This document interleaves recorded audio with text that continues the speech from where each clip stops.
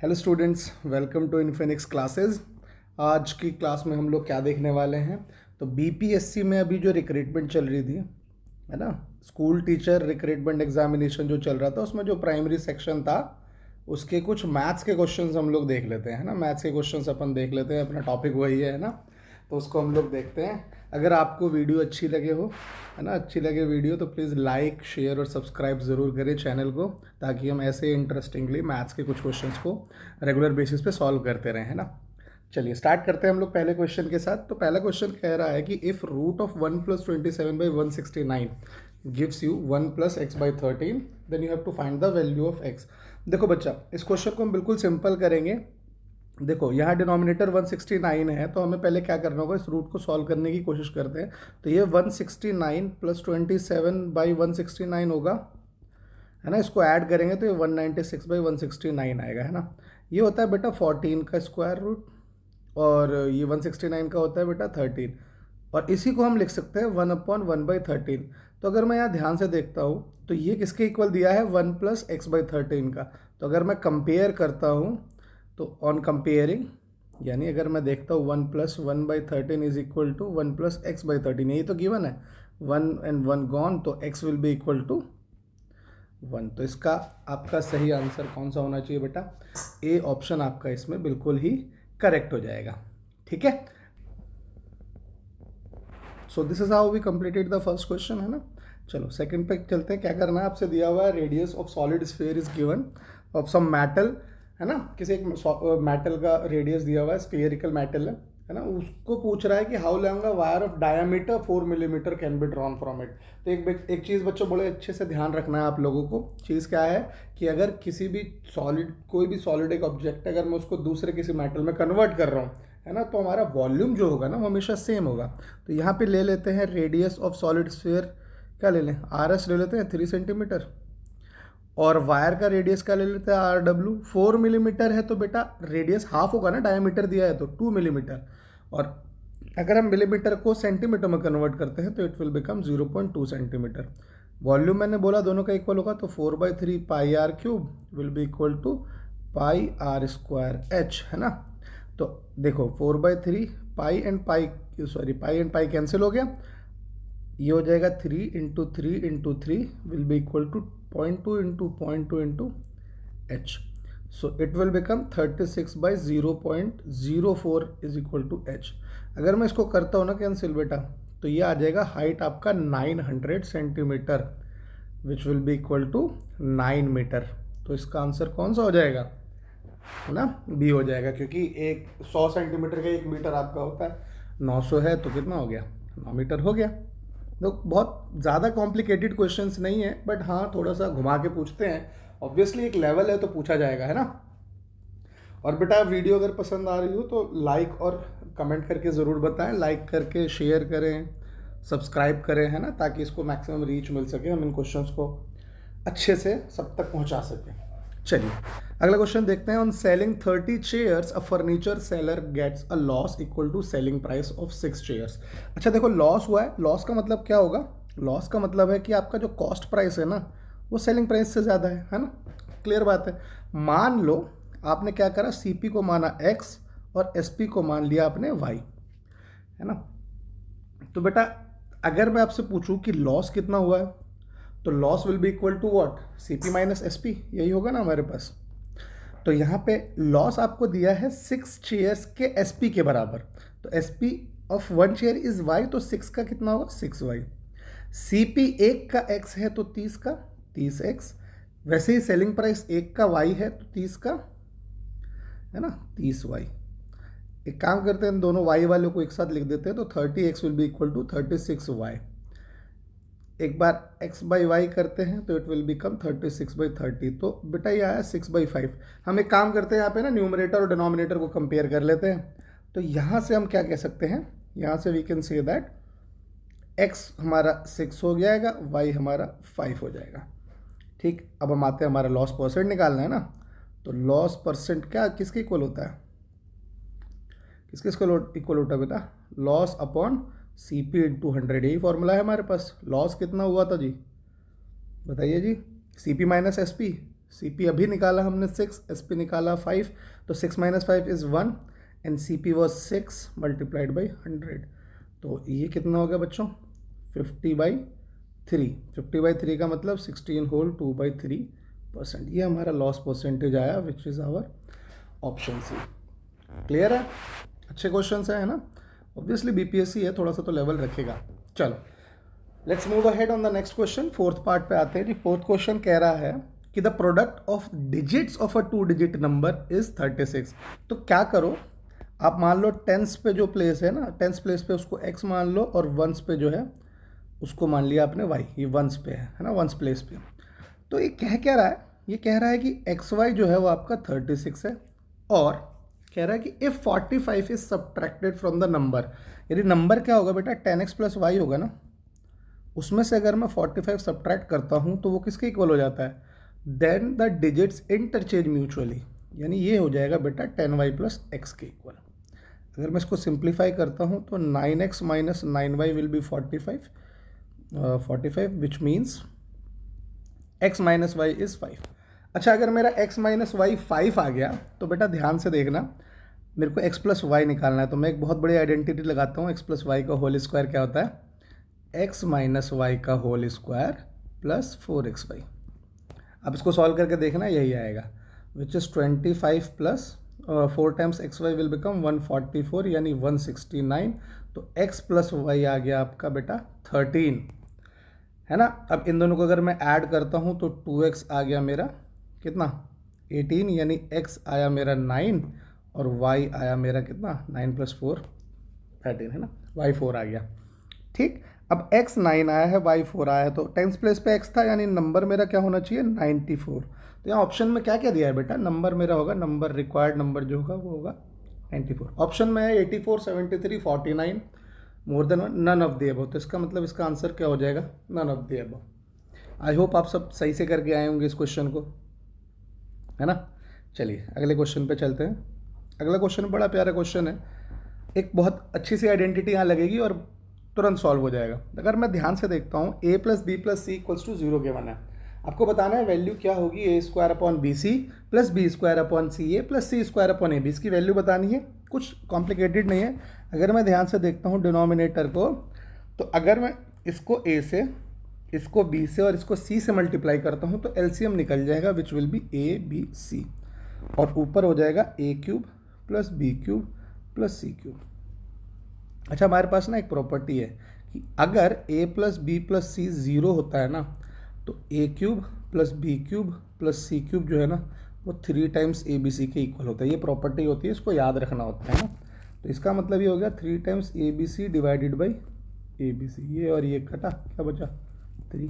कितना सिंपल था, so quick. So the correct option is what, C, है ना, C is the correct option. ठीक है बच्चों, अच्छे सवाल हैं, बहुत अच्छे सवाल हैं, अच्छे से करते हैं हम इसको, कोई दिक्कत वाली बात नहीं, समझते हैं। ऑलमोस्ट हर क्वेश्चन की तरफ हम बढ़ेंगे जितने भी मतलब हमारे मैथ्स से हैं। कुछ क्वांट के क्वेश्चंस भी हैं जो मतलब थोड़ा सा वो होते लॉजिकल होते हैं, उनको भी हम देखेंगे, है ना। अब अगले क्वेश्चन पे देखते हैं, एंड तक बेटा ज़रूर देखना इस वीडियो को, सारे क्वेश्चंस बहुत काम के क्वेश्चंस हैं। The solution of 4 to the power x + 1 + 4 to the power 1 - x = 10। अगर मैं इन दोनों में से ध्यान से देखो 4 कॉमन लेता हूँ तो ये बन जाएगा 4 की पावर x + 4 की power -x will be equal to 10। यानी अगर मैं इसको लिखूँ तो क्या मैं इसको ऐसे लिख सकता हूँ, है ना। चलो इसको अब क्या करें, अब तो हमारे पास कोई रास्ता नहीं दिख रहा। तो भाई साहब, जब रास्ता नहीं होता ना हमारे पास, तो हमारे पास अजम्पशंस होती है। मैथ्स वालों का यही तो फ़ायदा है, अजम्पशन पे हम लोग अपनी दुनिया चला लेते हैं ना। क्या करते हैं, हम मान लेते हैं कि 4 की पावर x जो है वो y है। तो यहाँ से क्या आया बेटा 4 टाइम्स y + 1/y = 10।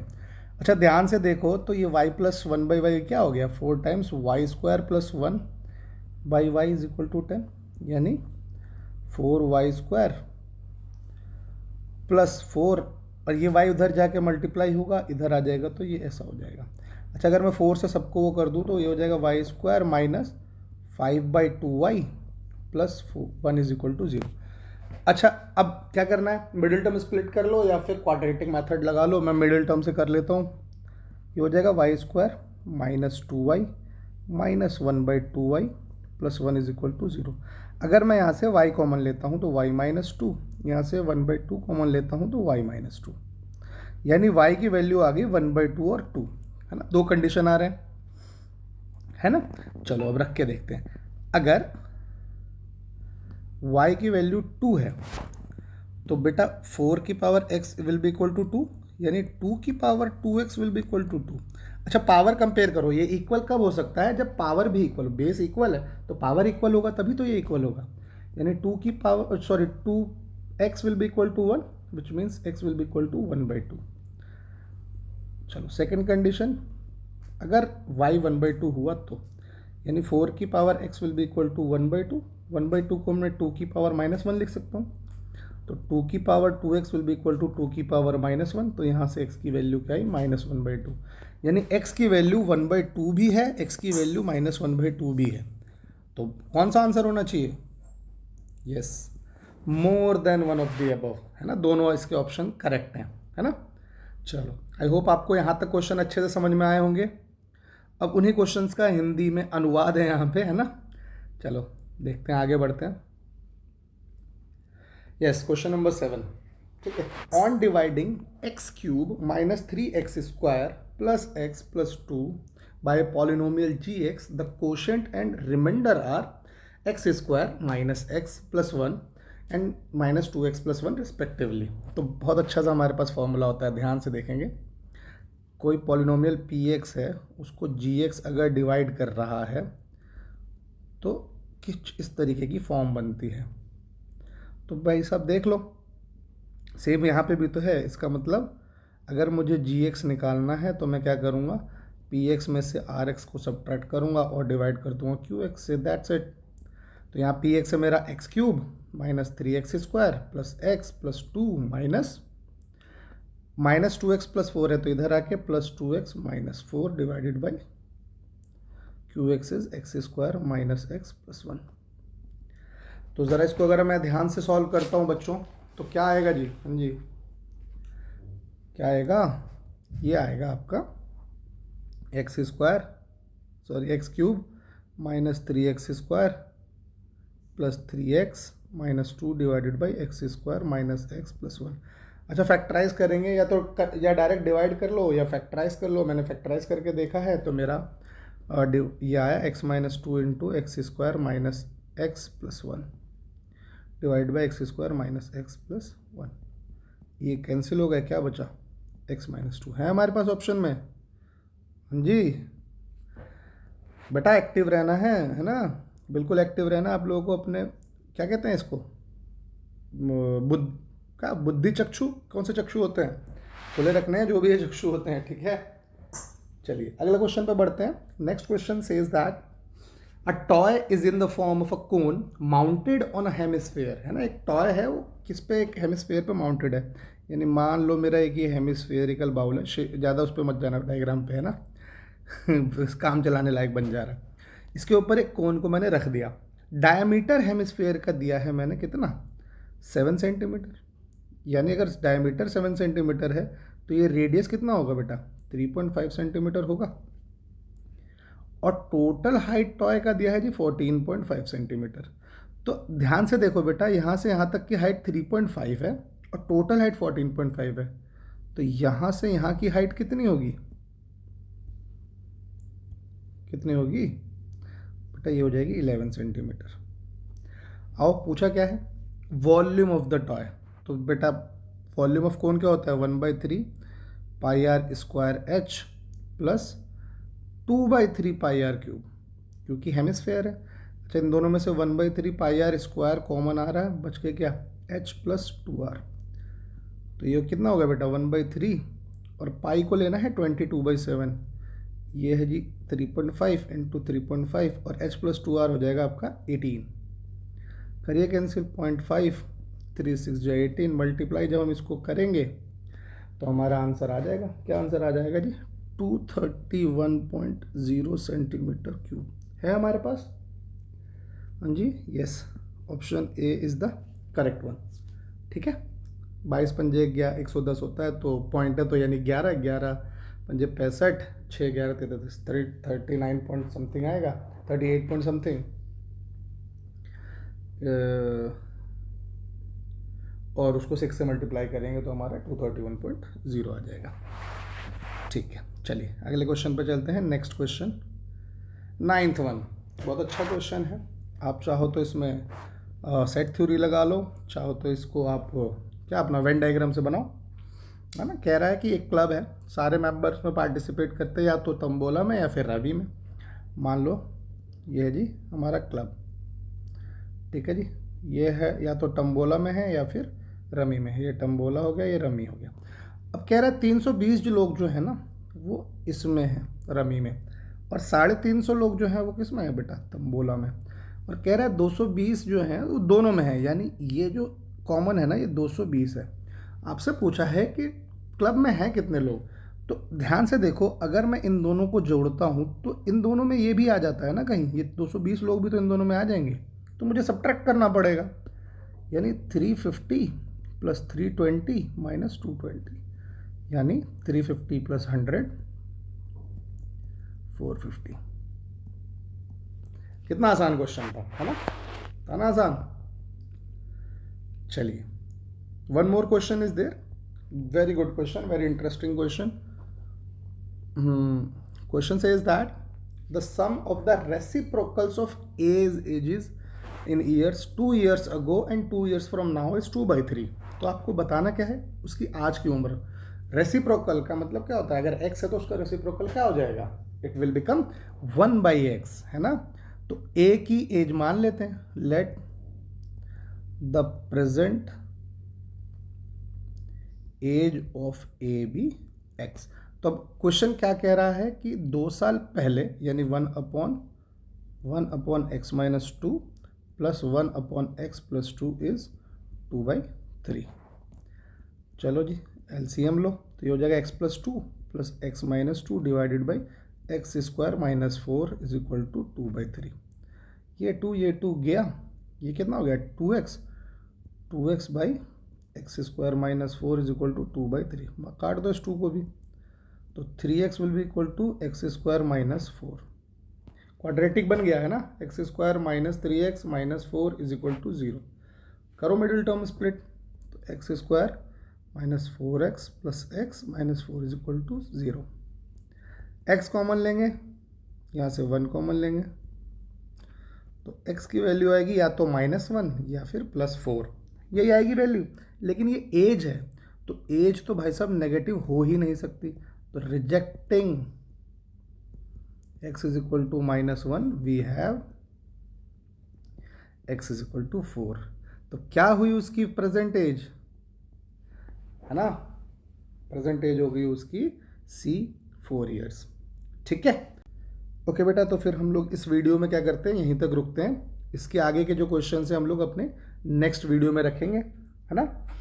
तो अगर आपको ये वीडियो पसंद आया हो और क्वेश्चंस समझ आए हो किस तरीके से सॉल्व हुए हैं, तो आप प्लीज़ चैनल को सब्सक्राइब करना, वीडियो को लाइक करना, कमेंट करना और ज़्यादा से ज़्यादा लोगों तक पहुंचाना, इसको शेयर करना, है ना। मिलते हैं अगले वीडियो में, till then bye bye, God bless you everyone.